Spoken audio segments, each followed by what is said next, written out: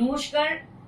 আজকের একটু আলোচনা আমরা করছি ট্রেড নিয়ে আর শেয়ার মার্কেট নিয়ে। আমার সঙ্গে আছেন অনিকেত মজুমদার এবং আমি সুতপা সেন। আমরা দুজনেই শেয়ার মার্কেট ট্রেডিংয়ে এনএসসি বিএসসি ইন্ডিয়ার ট্রেডিংয়ে আছি বছর 15-20 ধরে। 10 বছরের বেশি তো অ্যাভারেজ দুজনেরই আইডিয়া আছে। আমরা দুজনে দু রকমের ট্রেডিং করি। আমি অনিকেত মজুমদার আমার আত্মীয় হন। আমি ওনার কাছে কিছু প্রশ্ন রাখবো, আমরা আলোচনায় জানতে চাই উনি কিভাবে ট্রেড করেন, তারপর আমারটা আমি অল্প শেয়ার করব কিছু কথা। এবং সব থেকে বেশি প্রয়োজনীয় কথা হচ্ছে আমরা কেউই সেবি রেজিস্টার্ড নয়, শেয়ার মার্কেটের ট্রেডার নই। সেই জন্যে এখানে যে আলোচনা হচ্ছে সমস্ত এডুকেশনাল এক্সপিরিয়েন্সের জন্য। আমরা যা করি সেরকম, এটা না বাই আর সেল রেকমেন্ডেশন কোনো না। আপনারা যদি এরকম শুনে কোনো ট্রেডিং এর ডিসিশন নেন, তাহলে সেটা পুরো আপনাদের নিজস্ব রেসপন্সিবিলিটি। এটা কিন্তু আমাদের নিছকে একটা আলোচনা, এবং আশা করি এর থেকে আপনারা অনেক কিছুই পাবেন, কারণ প্রত্যেকের এক্সপিরিয়েন্স থেকেই আমরা শিখি। যার যা যেখানে ভালো আছে, কেউ কেউ হয়তো ভালো করতে পারবেন, আশা করি তাতে লাভ হবে, আপনাদের ক্ষতি হবে না। এবং তারপর নিজস্ব একটা অ্যাপটিটিউড কিন্তু কাজ করবে।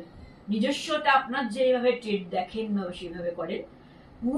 পুরোটা যারা নতুন তাদের জন্যই আলোচনাটা খুব একটা নয়, যেহেতু আমরা অলরেডি আছি মার্কেটে, সেই হেতু। তাহলে শুরু করছি। আচ্ছা অনিকেত, তুমি সপ্তাহে কতদিন ট্রেড করো, যেটা নিফটিতে করো? 2 থেকে 3 দিন ম্যাক্সিমাম। সেটা পুরোপুরি ডিপেন্ড করে সেই দিনের মার্কেট কিরকম খুলেছে, মানে সেটা গ্যাপ আপ হয়েছে না গ্যাপ ডাউন ওপেনিং হয়েছে।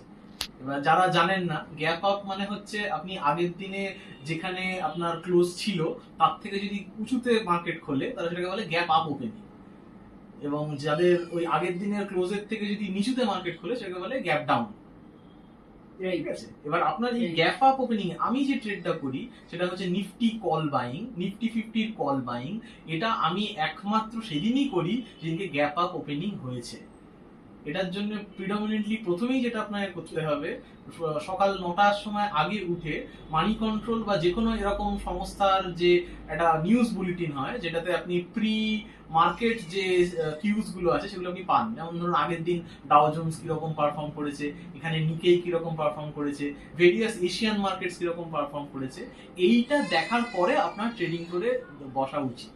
এটার আগে আপনি বসবেনই না। আগে দেখে নেবেন গ্লোবাল কিউজ কি বলছে, তারপরে দেখে নেবেন লোকাল কিউজ কি বলছে, এবং আপনি পুরো যে ডাইজেস্টটা, পুরো যে মানি কন্ট্রোলের কথা আমি বারবার বলছি কারণ আমি ওটা ব্যক্তিগতভাবে ব্যবহার করি, সেইখানে পুরো ডাইজেস্টটা দেয়া হয় যে বিফোর 9 AM কি কি হয়েছে।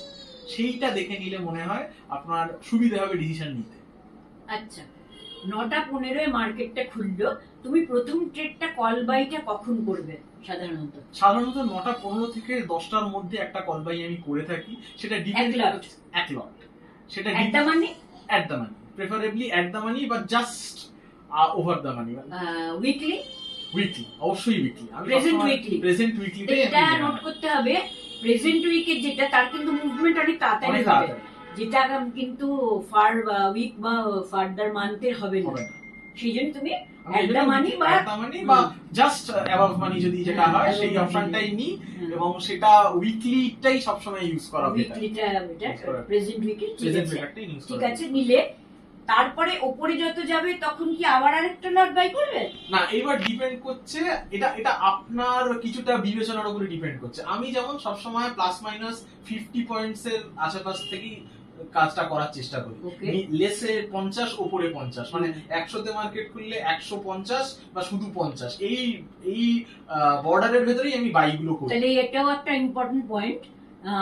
কতটা পয়েন্ট উপরে যেতে পারে আর নিচে যেতে পারে, প্লাস মাইনাস 50টা রেখে দেওয়া খুব সেফ। কারণ আপনার আলটিমেটলি আমি কোনো সময় 10 পয়েন্টের বেশি কিন্তু মানে মার্কেটে থাকি না। 10 পয়েন্ট যেই আমার ইনক্রিজ হয়ে যায় আমি আমার প্রফিট তুলে বেরিয়ে চলে আসি। এবং এই ডিসিপ্লিনটা কিন্তু প্রচন্ড ইম্পর্টেন্ট। প্রচন্ড ইম্পর্টেন্ট, কারণ আপনি যদি ভাবেন যে হ্যাঁ এটা 10 পয়েন্ট কেন, এটা তো 50 পয়েন্ট যাবে, আপনি সেই মতো আপনার ধরুন 40 পয়েন্ট গেল, আপনার তখনও মনে হচ্ছে আরো 10 পয়েন্ট যাবে, আলটিমেটলি ওটা পড়ে গেলে কিন্তু আপনি সেভ করতে পারবেন না। ট্রেডের নিয়ম হচ্ছে আপনি যখনই একটা ট্রেডে ঢুকছেন সেটা একটা স্টপ লস আপনি রাখবেন। আমি যেটা মোস্টলি 20% এর কাছাকাছি স্টপ লস রাখি, আর প্রফিটটা 30% এর বেশি কখনো রাখবেন না। আপনার 10 পয়েন্ট বা 30% whichever is near to you. এই পলিসি ফলো করে আপনি মান্থলি বলেছেন ভালো। হ্যাঁ, মান্থলি দেখুন আমি 1 লাখ টাকা ইনভেস্ট করি, 1 লাখ টাকা আচ্ছা। ইনভেস্টমেন্টের এগেইনস্টে আমি 30,000 থেকে 50,000 টাকা অবধি ইনকাম করেছি প্রত্যেক মাসে। আপনি সেটা খুব ভালো, খুবই হ্যাঁ। ভালো। প্রফিটেবল ট্রেড হতে গেলে এই ডিসিপ্লিন আপনি যদি মেনটেন না করেন করতে পারবেন না। হ্যাঁ। মানে আমি আপনাকে প্র্যাকটিক্যালি চ্যালেঞ্জ করতে পারি, এরকম লোকজনও রয়েছেন যারা এই ট্রেড ফলো করে বা অন্য বিভিন্ন উপায় ফলো করে একদিনে অনেক টাকা ইনকাম করার চেষ্টা করেছেন, সেটা কিন্তু সব ক্ষেত্রে সফল হয় না। এবং যখন সফল হয় না তাদের কিন্তু নিজস্ব ক্যাপিটাল চলে যায়। আবার যারা এখানে অনেকেই আছেন যারা হয়তো লেভারেজ দিয়ে এই নিফটি অপশনস বাই করেন, সেটা কিন্তু একদম করাটা আমার মনে হয় রেকমেন্ডেড নয়। কারণ লেভারেজ আপনাকে আলটিমেটলি আপনাকেই টাকাটা কিন্তু পোষাতে হবে। আমরা ওয়ারেন বাফে বা চার্লি মাঙ্গারের গুলো ফলো করতে পারি। ওনারাও একদম প্রফিটটাকে যে একদম মানে নাম্বার ওয়ান এখানে এক্ষেত্রে ইমোশনস এবং ডিসিপ্লিন খুব ইম্পর্টেন্ট। গ্রিডটা কিন্তু আমাদের, গ্রিডটাকে খুব কন্ট্রোলে রাখতে হবে। ফিয়ারটাও যেমন ফিয়ারটাকেও কন্ট্রোলে রাখতে হবে, গ্রিডটাকেও কন্ট্রোলে রাখতে হবে। কন্ট্রোল রাখতে দেখুন হবে। এখানে আপনি কি আপনার ম্যাক্সিমাম কি হলো, আপনি প্রফিট করলে 30% প্রফিট করলেন, আপনার লস হলে 20% লস হলো। আচ্ছা, এবার প্রশ্ন হচ্ছে একটা লট বাই করার কতক্ষণ বাদে না আপনি এই বাধেটা পুরো ডিপেন্ড করছে আপনার উপর। আপনি একটু যদি নিচে দেখেন, আসলে? হ্যাঁ একটু নিচে আসলে 10 পয়েন্টের ডিফারেন্সে যদি নিচে আসে আপনি আরেকটা আরেক বাই লট, করবেন। হ্যাঁ, এবার জেনারেলি right. প্রত্যেক টাইমে দুটো লট করে বাই করা বেটার। আচ্ছা আচ্ছা, সেটাও যদি একটা এটা important হচ্ছে point। কমপ্লিটলি ডিপেন্ড করছে আপনার কত টাকা ক্যাপিটাল আছে তার উপরে। হ্যাঁ। মানে এভারেজে যদি ধরুন আমি ধরি যে এক একটা লটে আপনার 13 থেকে 14,000 টাকা খরচা হচ্ছে, তাহলে আপনি সেক্ষেত্রে 25,000 টাকার আশেপাশে প্রত্যেকবার ইনভেস্ট করাটা আপনার আমার ক্ষেত্রে মনে হয় বেটার। মানে প্রত্যেকবারে 25,000, অতএব আপনি 4 থেকে 5 বার কিনতে পারবেন।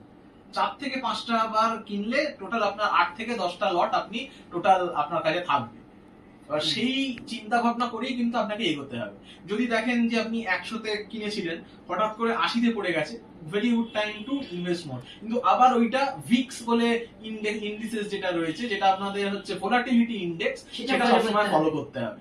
যদি দেখেন যে সেদিনকে ভিক্স মানে খুব মিনিমাম মানে কোনো ভোলাটিলিটি নেই, সেক্ষেত্রে কিন্তু আপনার লাভ হওয়ার সম্ভাবনাটাও কমে যাবে। যেমন লাভ হওয়ার সম্ভাবনাও কমবে, লস হওয়ার সম্ভাবনাও কমবে। সুতরাং এটা ডিপেন্ড করছে আপনি কি স্ট্র্যাটেজি ইউজ করছেন।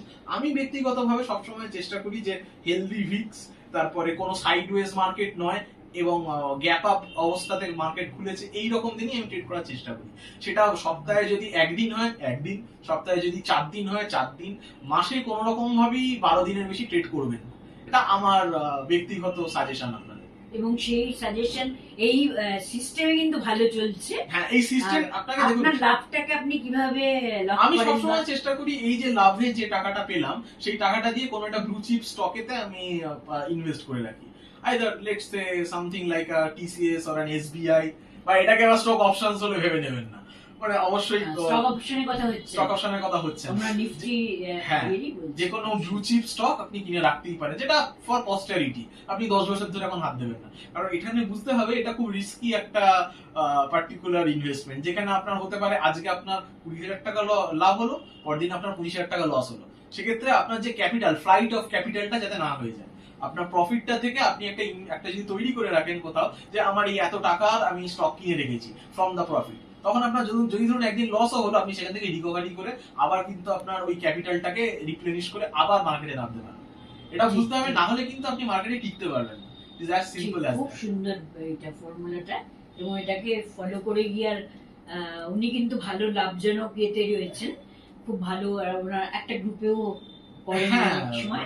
মানে মাঝে মাঝে কিছু লোক আমাকে বলে যে তাদের সাথে তাদেরকে হেল্প করে দেওয়ার জন্য, সো তাদেরকে একটু হেল্প করার চেষ্টা করি।